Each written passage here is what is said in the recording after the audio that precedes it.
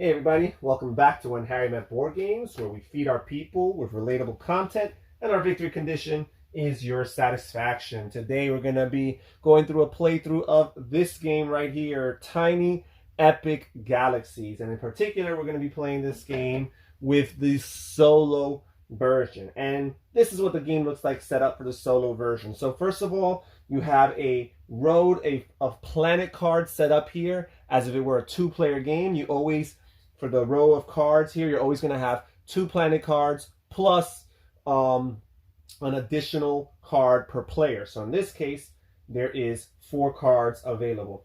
Now, each player, the human player, gets their own galaxy map.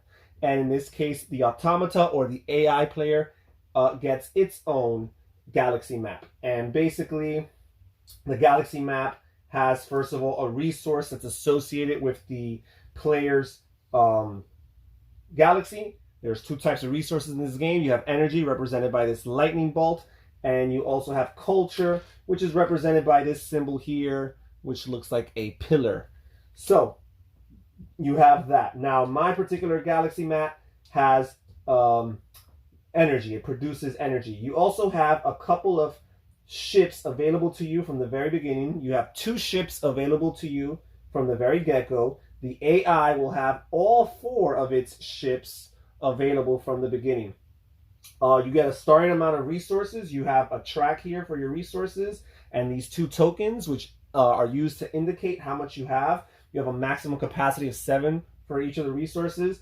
The human player starts with 1 culture and with 2 energy. The dummy player or the AI player will start with 0 of both resources, and trust me, they won't need it. Their advantage is that they will always have the 4 ships available. Here on the right-hand side, you have a track which is referred to as the Empire track. And the Empire track starts at 1 and goes all the way up to 6. But as you advance on the Empire track, you also unlock certain things for the human player and also for the AI. For the human player, you unlock access to ships. You will get your 3rd ship after you advance the Empire track a certain level, and you'll get your 4th ship after you advance the Empire track a certain level. Also, the Empire track will increase how many dice you roll, because you start the game only having 5 dice available to you. But as you progress through this track, you're going to unlock more and more dice, which will make you be able to optimize the actions that you take in your turn, because the dice that you roll will determine what actions you can take.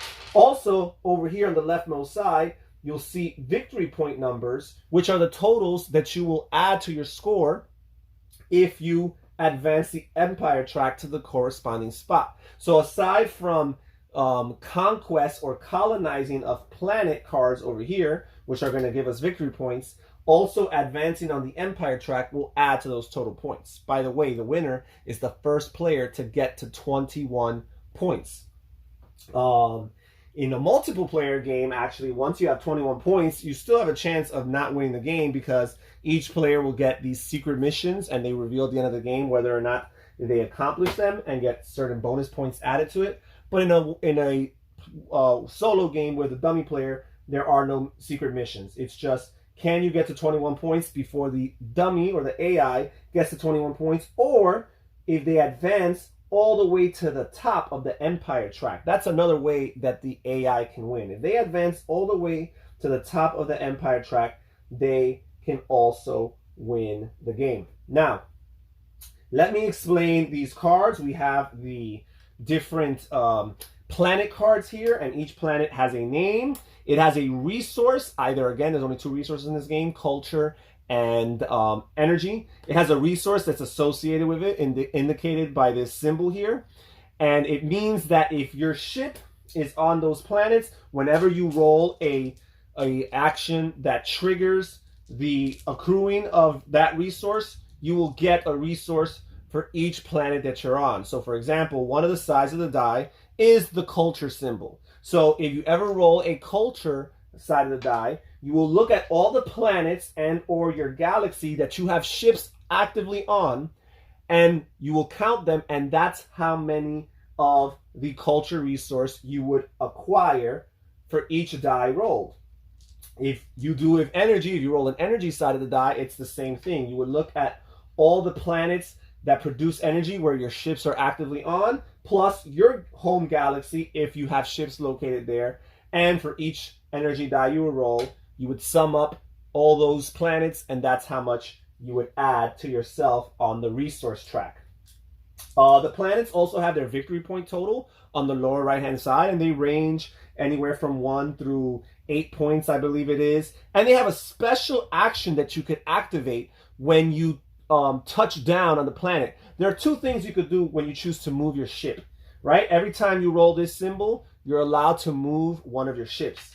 And when you move a ship, you could either touch down on the planet, and that represents like a quick venture, a short, temporary trip, and it activates the special ability of that planet. However, you could also try to colonize the planet. And when you colonize the planet, instead of touching down on the planet, you lay your ship face down on this arrow right here, and then you try step by step with future rolls to advance in your goal of colonizing, and sometimes becomes a race with other players, or in this case with the AI.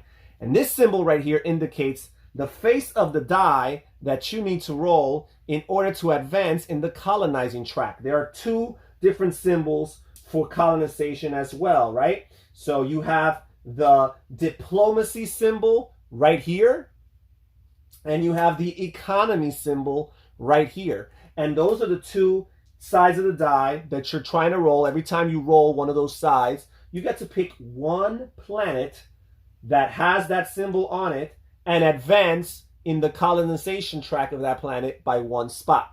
However, the AI is a little bit more powerful. Whenever the AI rolls these symbols that allow them to advance the colonization track, they advance all their ships that are on planets of the corresponding track. So they definitely have a serious advantage on that. Finally, another side of the die that you have. Oh, by the way, once you do colonize a planet, you put it underneath your player mat, but you could still see its special power, because that special power is still available to you in certain situations. And also the victory points are right there.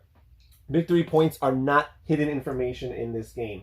So now your player mat starts with a special ability right here. This is a colony ability. Every time you roll this, you get to trigger any colony ability that you have on your planet and you on your galaxy map. And every galaxy map starts with the same one, which is allows you to upgrade your empire. You spend 3 either energy or 3 culture, and that allows you to upgrade yourself and advance on the empire track by exactly 1 spot. Which again, remember, you want to advance on this empire track because not only will it incrementally get you more victory points, but it's also going to open up the game for you by allowing you to have additional ships that you can use on the planet, and by giving you a 6th and 7th die to roll throughout the game. However, every time you add these planets to your collection, your set of planets here, not only are you gaining their victory points, but whenever you choose to use this symbol right here, the colony power, you can choose any colony power, including these, on any of the cards or your galaxy map that you have. Whichever one is preferable to you, whichever one is most convenient to you at that time, you can choose that one. So that's how these planets work.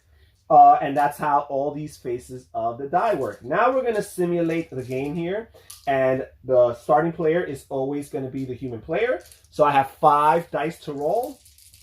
And I will roll them. Oh, by the way, whenever the AI rolls this symbol, it does an attack on you. And here it has different attacks that it does based on where it is on the empire track. So the further it advances on the empire track, the more painful and destructive their attacks can be. So you roll the 5 dice right here. See what I have here. You keep what you want, and you set aside what you want to re-roll, because you get 1 free re-roll every time you roll the dice. You get 1 free re-roll if you want to. However, any additional re-roll after that is going to cost you 3 energy. So that's why the energy resource is very helpful. It allows you to re-roll and gives you more opportunities to do things with your turn. Okay, so I'm going to keep this arrow here because this arrow here allows me to move a ship, and I'm going to want that. I am also going to, let's see. I'm going to keep this because once I land my ship, I might want to progress it on one of these 3 planets here that all have diplomacy, which is what that symbol represents, so I could advance it in the colonization track. I might want to move a second ship right here, so I think I'll keep that as well, and I will keep this additional diplomacy symbol. I think I'm going to re-roll this one because this is the colonization bonus, and I really don't see any need to use that right now, and also I need 3 of a kind of a resource to even be able to use my current colony power, which is just upgrade your empire by 1. I don't have the resources to do that right now, so I'm just going to re-roll. And I got another diplomacy symbol, so I'm actually pretty satisfied with that. So now you have the what's it called? The control mat right here. And the way the control mat works is 1 by 1, you choose which die you want to play first. And based on the sequence in which you play it, it will determine, what's more optimal for you and what follows next, right? So, and also, by the way, you could theoretically take actions and re-roll afterward if you still have unspent dice, because the way the re-rolling works is you pay money to re-roll unspent dice, right? Dice that have not been used. So here we go. I have this symbol right here. So I'm going to spend this arrow here to move one of my ships, and I'm going to move this ship right here into this planet, the BSW 10-1, and I'm not going to touch down to activate this power. Instead, I'm going to start here on the beginning of the colonization track, and then I'm going to use this other arrow right here to move my second ship, and I'm going to move my second ship over here, right here, and also put it on the beginning of the colonization track. This one would get me 5 points if I ever were to get it, and this one would get me 3. And right now I'm going to use all 3 of these diplomacy symbols to advance myself 3 spots on the colonization track in this planet, because this one is very valuable at 5 points. And just like that, I am done with my turn. Now, with the AI player, you're going to roll the corresponding amount of dice that they get according to where they are on the empire track, but you're going to roll them one at a time and activate them. If the AI ever rolls a dud for whatever reason, then what you can do is what you must do is you must re-roll. If the second roll is a dud, something that they cannot use or benefit from, then, too bad, so sad, they're screwed. But they do get 1 opportunity at a re-roll. So here we go. And I rolled a diplomacy symbol, which right now is irrelevant to the AI player because they don't have anybody in any of the colonies. So I will re-roll that. And I rolled an energy symbol. So the AI, their starting galaxy map actually has both culture and energy as a resource. Every other galaxy map, like a regular human galaxy map in the game, has either energy or culture, but this one produces both. So because he is touched down, at least has 1 ship or more on his galaxy map, and his galaxy produces energy, he will produce 1 energy for rolling that die. So we advance this energy cube 1 space on the resource track, and we set aside this dice as their first action. Then we roll again, and again we have diplomacy, which is irrelevant to them. We will re-roll, and now they have economy, which is also irrelevant to them, but they've lost that opportunity because you only roll twice for them, even in their duds. We roll a third time, the third die, and it is culture. And again, their galaxy produces culture, so we'll advance them 1 spot on the resource track for culture. That's the third die. And then we have, again, diplomacy, which is irrelevant. And then, again, energy. So they're building up their resources here. They advance 1 in the energy track. And finally, we re-roll this right here. And we have an arrow, so they will touch down. And the way it works is the dummy player or the AI player never touches down on a planet for its special ability. It always attempts to colonize. And it's always going to go to the leftmost planet that is available. So it's not necessarily going to seek the most expensive or whatever. It's just a matter of which one is on the left. So this is the leftmost. It happens to be available. And by available, it doesn't mean because two opposing players can share the same planet. They can both race towards the colonization of one planet. By available, it means that it doesn't have another ship of its own on that planet. So there is no ship here. So it will place it here on the first spot, and they are done. And now the turn is done. By the way, another thing that you can do with your culture resource, along with using it just like your energy to upgrade your empire and advance on the empire track, another thing you could do with your culture is you could spend one culture to piggyback on the action of another player. So if another player took an action on their turn that you really would like to capitalize on, you could always spend culture as a resource in order to piggyback and basically copy their move. Now we will proceed to my next turn here, and I will roll the 5 dice yet again. Okay, and this is what I have here.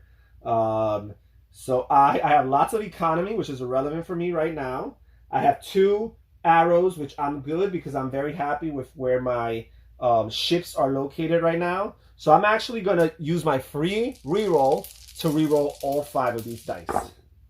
Okay, so again, I got 2 arrows and an economy, which I'm not too happy with. I do have 1 diplomacy, which I am very glad with, so I will set that aside.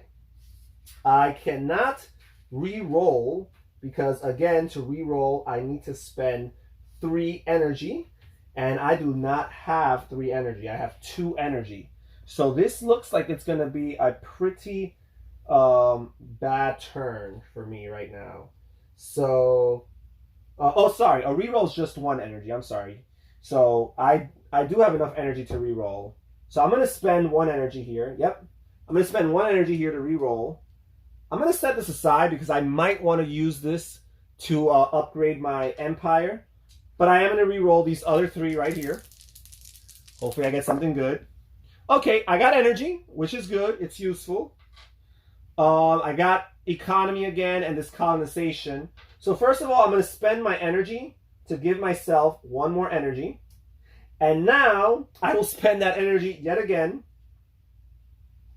in order to re-roll these 3 dice. Because the truth is, I'm not going to be able to colonize anyways because I do not have, or to upgrade my empire because I do not have enough resources. So I'm going to re-roll all 3 of these dice and hopefully get something good. Okay, I got culture, which is good.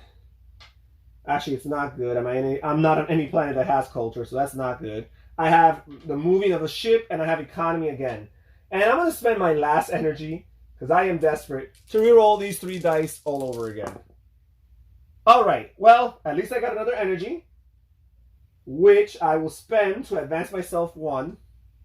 And again, I'm going to spend that 1 energy to reroll these 2 dice, because I am very unsatisfied with how my turn is looking. Okay, I have another diplomacy here. That's a good one.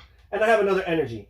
I'm going to keep that energy, advance myself 1 in the resource track, and now I have 2 diplomacies. And I'm actually going to use those 2 diplomacies to advance myself 2 spots on this BSW 10-1 planet. And by advancing it 2 spots, I make it to the final space, which means I have officially colonized this planet. It now belongs to me. I slide it underneath here. Not only do I have 5 more victory points towards my goal of 21, but I also have an additional colony ability that I can use every time I roll that particular side of the die. I get my ship back. It goes back onto my galaxy map, and I replace the empty slot here with a new planet card. Okay, and those are my last 2 actions of my turn, so I am done. Now we will proceed to the dummy player's turn. Again, rolling 1 die at a time. He has an energy, which he will advance 1 because his only energy is from his galaxy map. Then he will roll another die. He has another energy, so that is 2 energy that he's gained on this turn. Rolling another die, a 3rd energy. Okay, So he advances to the 4 spot over here. Okay. And then, or to the 5 spot, I should say. And then another energy, and he advances to the final slot. And a very important thing, so the maximum for a human player is 7.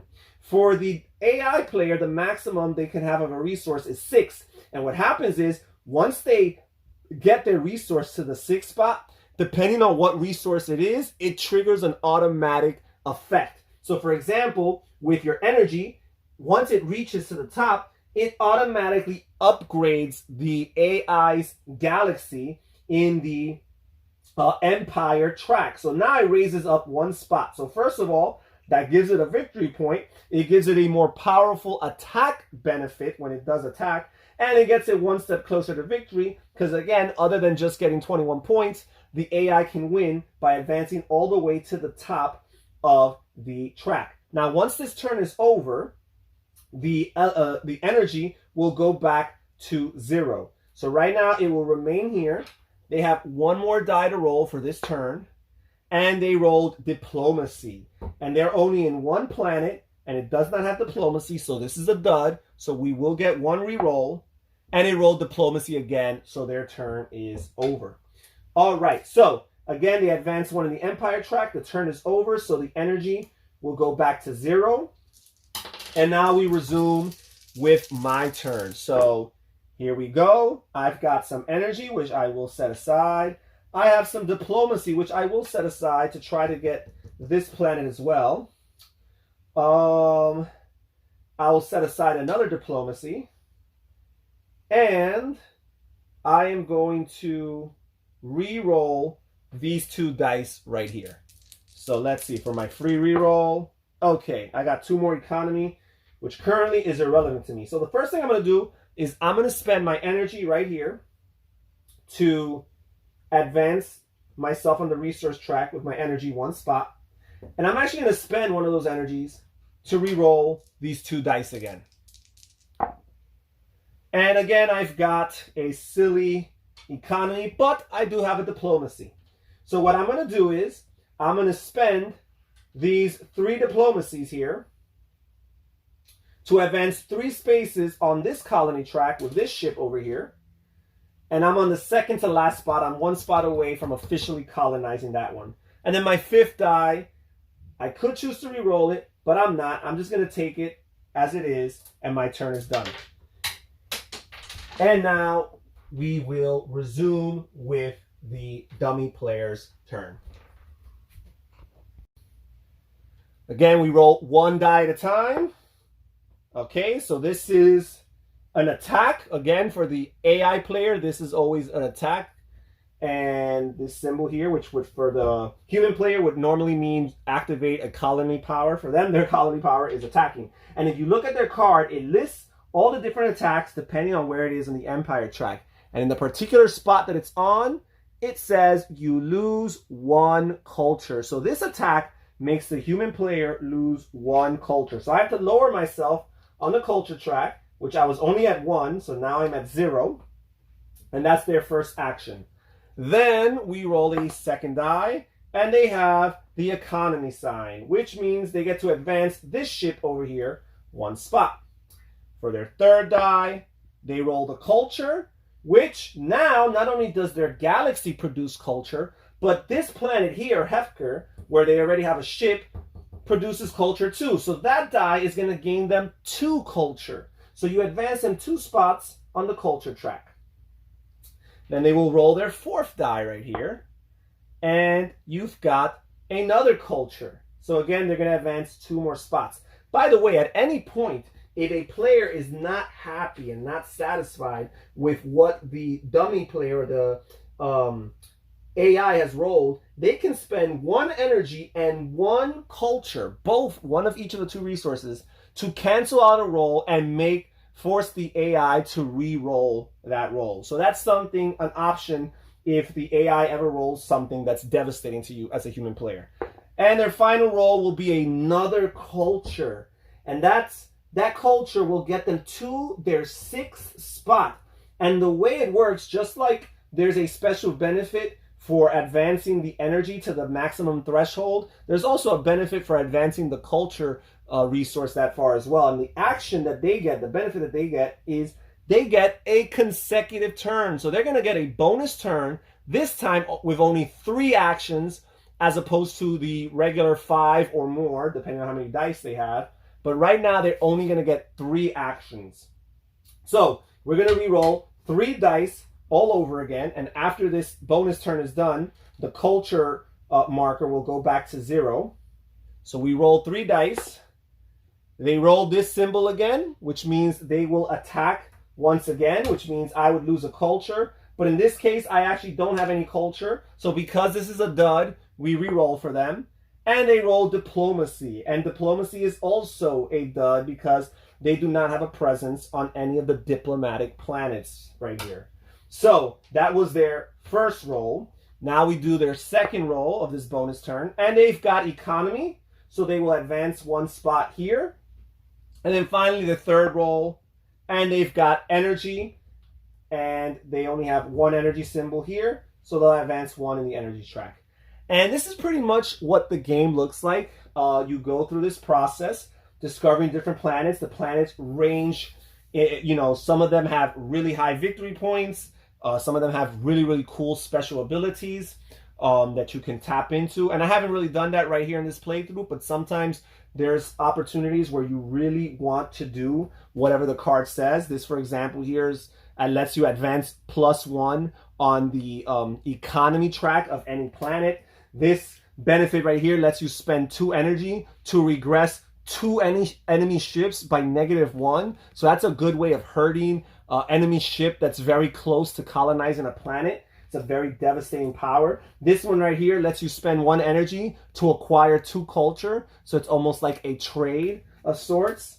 And yeah, all these different cards provide a different combination of powers and special benefits.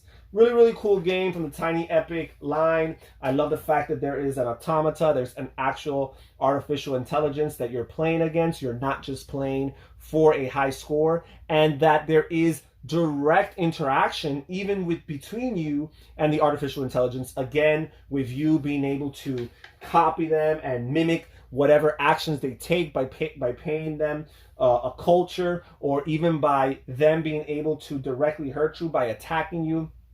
It's a really neat experience and makes you almost feel like you're playing a human player.